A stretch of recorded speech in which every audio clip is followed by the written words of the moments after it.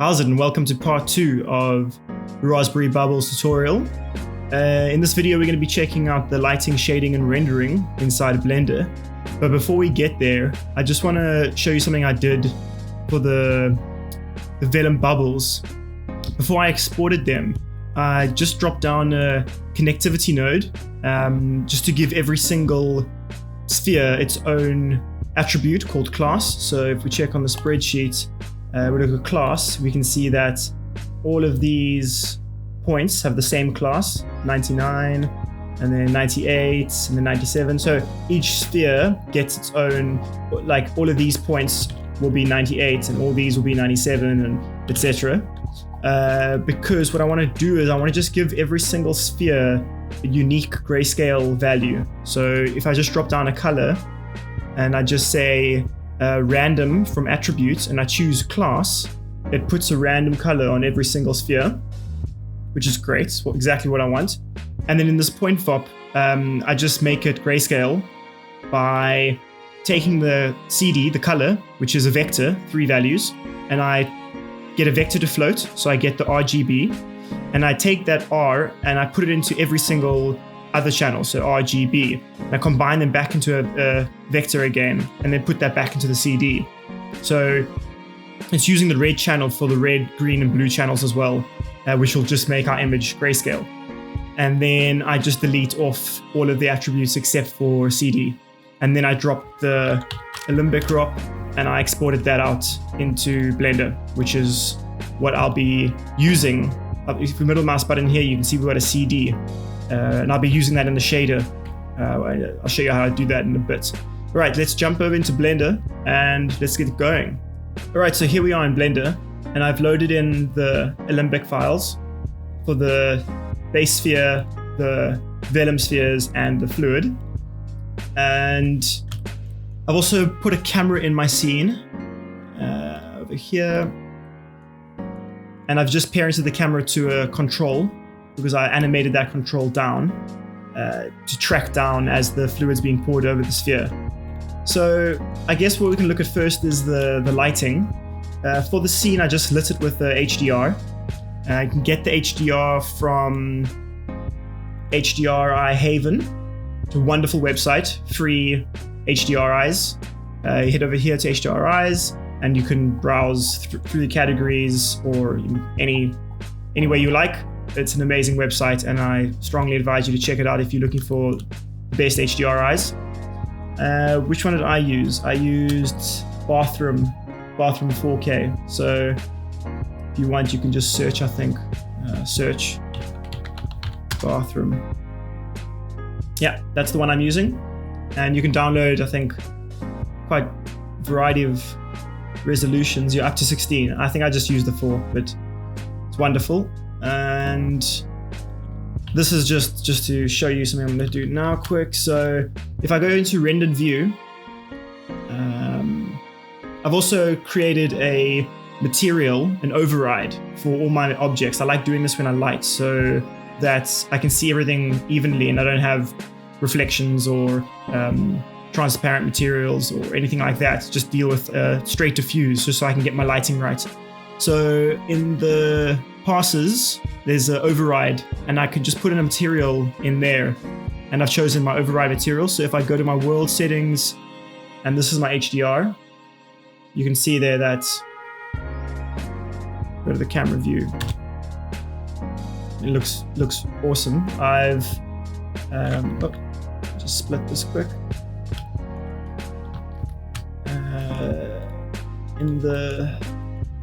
So I've rotated it a bunch just until I found the lighting conditions look really good. Turned out to be 655, and the strength on here is 3.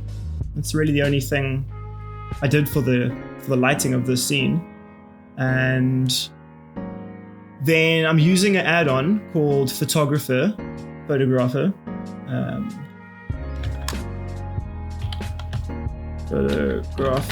Addon Blender. This one here.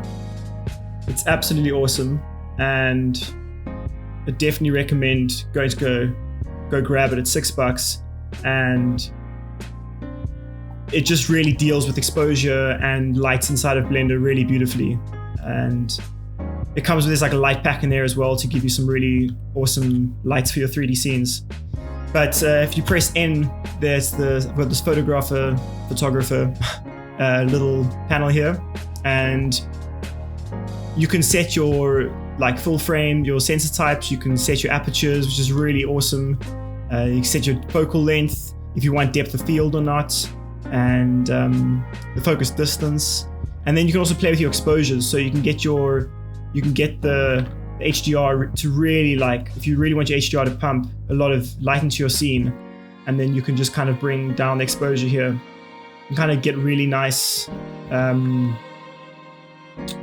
looking renders, I found, compared to just using the native Blender lights and camera. So I would strongly advise checking this out. There's also a lot of neat things you can do. You can activate this border render region here, which is nice because sometimes you got to dig for it. It can be quite a pain to find. And you can lock to the camera view here, which is awesome, which is usually have to go view and then lock camera view. So it's quite nice to be able to do it in here as well. And there's a lot of handy things in this add-on. And also to set your focus, you can just autofocus, or the autofocus will just keep whatever's at the center of your frame in focus. And this is manual focus. So you click and then you click where you want it to focus, which is wonderful as well. So I definitely advise checking out this add-on. So that's it for the lighting. And next let's move over to looking at the materials. So let's look at the materials of just the base sphere. So I'm gonna hide everything else for now, hide the liquid and hide the balls. And I'll turn off my override. Let's get rid of that. And if I move over to objects, here, this is the shader I built for the sphere. I'm using some textures from Polygon. So polygon.com. You can just go and create yourself an account. And if you head over to textures, so you can just head over to the free section here, and there's a whole bunch of stuff that Polygon gives away for free. And I think I'm using two different textures. I'm using a wooden texture, and I'm using a surface imperfection texture as well. And you can grab a surface imperfection, like a smudges over here for free, and you can grab any of these ones for free. This one looks quite good, the wood quartered chiffon. So yeah, grab a nice wood looking texture and grab the smudges. If you have an account, then you can go and browse and get better looking ones if you want, but these will do great for the tutorial. Something I will just say about these textures though is I don't really like to unwrap when I don't have to, so I kind of use triplanar mapping whenever I can. So to get that right, I just use a generated texture coordinates into a mapping node, and then that goes into your image texture. Just set the projection type to box, which is going to be like a triplanar box projection. And then this blend amount just blends your seams, which is really nice. So if you don't blend your seams, put that to 0. I see. So we've got these hard seams here where it's kind of doing the box projection. So set that to 0.4 and it kind of just fades them out really nicely. And I mean, I don't know if I'd even notice, but there were seams there. Wonderful. And I do that for all the textures. And I'm just adding the smudges with the wood. That goes into a bump node, and I'm putting that into the normals. And then I'm just piping the reflection into a color ramp into the roughness, and the smudges get put into a color ramp, and that becomes a factor to mix those two materials together. So it's pretty straightforward for the wood shader. And then let's look at the spheres real quick. This is a principled shader, which I have increased the transmission amount to 0.9. I wanted to leave a little bit of base color, some diffuse in there. I didn't want to take it 100% to transmission. And I've brought the roughness down to 0.1. And we'll take a look at what the setup is. So remember in the beginning, I spoke about the CD value, which I baked out on the mesh, the color information. So if we have a look at that, pop into rendered view, here we go. These are the different colors that I got out of Houdini. Then I just do a map range and I get those, I change the map from 0 to 1 to 0.5 to 1.2. I kind of take it a little bit above 1.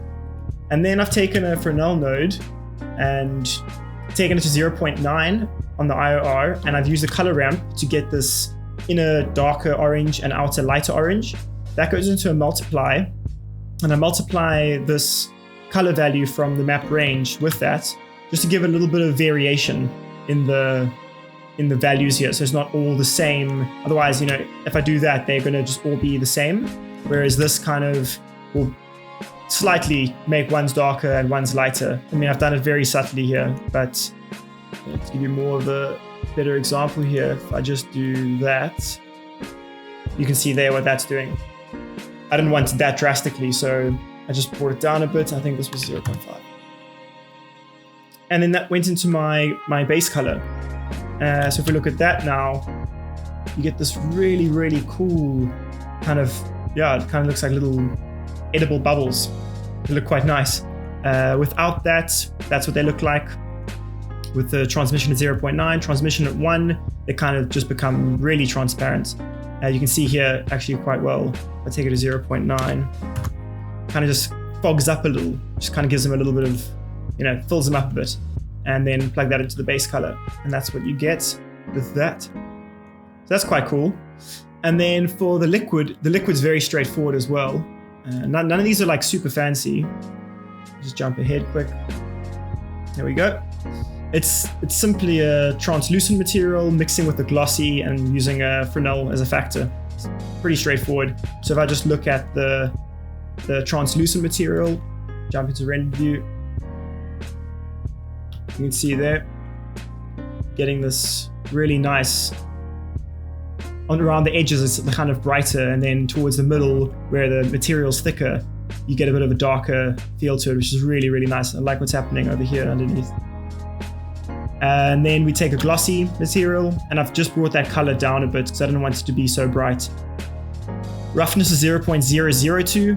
I don't know, just because nothing's ever purely glossy, so I just brought that up a bit. And then you mix those with the Fresnel, and you get this beautiful looking, shiny, gooey liquid. All right, so that's really the materials and the lighting. And then just for the render setup, we just talk through my settings quick. Sampling, I did 512, and I used the adaptive sampling. I just left it at default. And this here is from the Photographer Addon. You can just click calculate light threshold from exposure, and it just puts in a value here. It just helps with the noise for the render, which is really nice. And then on the light paths, I've just done 10, 10, 10, 10, 10, 10. And I've left everything else at default, I think. This direct light 0 and indirect 10. Performance 256 by 256 on the tile sizes because I'm rendering on my GPUs. And film, I've asked for a transparent background. And then on the output, I'm just rendering out 16-bit PNGs with alpha, nothing fancy there.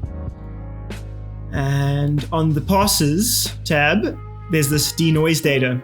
If you tick that, it creates these denoising options for you on the pass, on the render layer. So you just drop down the denoiser filter denoise node, and the image goes into the image, the denoising normal goes into the normal, and the denoising albedo goes into the albedo, and that just goes out into your composite. And when you render, it'll render the image, and then just before it saves it out, it'll do a denoising pass. And it'll use this, the normals from your image, and it'll use the straight color data, the albedo color data as well, and really cleans up your images really, really nicely. Sometimes you can even get away with doing 256 on the render samples here, and you still get quite a really clean render, which is nice. And I'm outputting 1920 by 1080. And that is about it. I didn't render any passes for this either.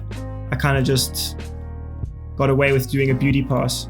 Next, we'll jump into After Effects, and I'll just walk you through the little bit of basic compositing I did for the post. All right, so here we are in After Effects, and this is the final look. I'm just going to walk you through my layers here and talk about what I did. it's just a bunch of post-processing really, nothing too fancy. I've added a bit of chromatic aberration by just grabbing the raw render, added a background in here with a gradient ramp just to kind of match the colors of the render. And I pre-comp it and I call it chromatic aberration and I duplicate it 3 times. And then I put a shift channels on every single layer here. And I'm just going to shift the first layer to red and the second one to green and the third one to blue. So let's have a look what that looks like. That's what that looks like. Shift it to red, to blue, shift it to green, shift it to red. And if you add them all together using this add mode, you get back to your original render. And then I just use a optics compensation on 2 of them. So I think it's on the red and the blue. And just shift the field of view a little bit here and a little bit more here. And you kind of just get this on the edges of your render. You kind of just get this bit of color shifting here on the edges, which is really nice. Very subtle. You don't really want to overdo it. I'll push it here, show you. Yeah, so you can see you can get this nice little color shift, but keeping it nice and subtle works really well.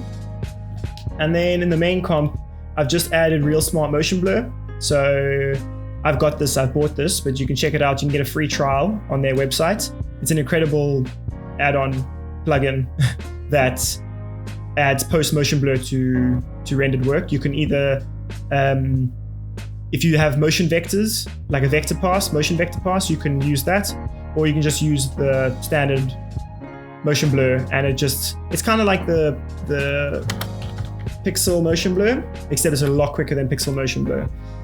We can turn it on and off here. You can see what it does. It's really nice, especially over here where it comes in. You can see over here. Looks really, really good. There can be a few issues with like edging and that, but the Real Smart Motion Blur Pro version has functionality that lets you pin areas, and it deals with it really well as well. Then I've got this Lumetri color effect here, and this is just doing some basic correction, I think. Yeah, and the tone. I just got a 0.2 on the exposure, 20 on the contrast, minus 50 on the shadows. Yeah, kind of just brings everything, makes everything a little bit more punchy. And then I've got a look here, which is again another Lumetri, and in the creative, I've added a LUT here, a look. It's this Fuji F125 Kodak, and I brought the intensity down a bit, just from 100 to 40, just to make it a bit subtle. Just gives it this nice kind of camera feel. I just kind of cycle through a whole bunch of these and play with the intensities, and a lot of this for me is just look and very creatively playing around here. I don't have a lot of expertise in compositing, but I do kind of just play around to like get something that looks good. And yeah, that's what I've done with that. And then this is another color correct, so another Lumetri color. Cranked up the contrast a bit, and I've added in another look, and I've made that 50%. It's the SL Clean Kodak. And that's what that did. And the last thing I do is put a bit of noise on top of the render. We go over here. Here we go. Just adds a little bit of grain back on top of the render, which I like doing always after I've rendered everything, especially after using some denoising. It kind of sometimes makes it very clean, and adding a bit of grain, a bit of noise back on top really helps kind of make it feel just a little bit more realistic, I feel. And that's it. That's the end of the tutorial. Thank you so much for watching. I really appreciate it. Don't forget to like and subscribe. Leave a comment in the comment section, and I'll be sure to get back to you. And thanks so much. See you in the next video.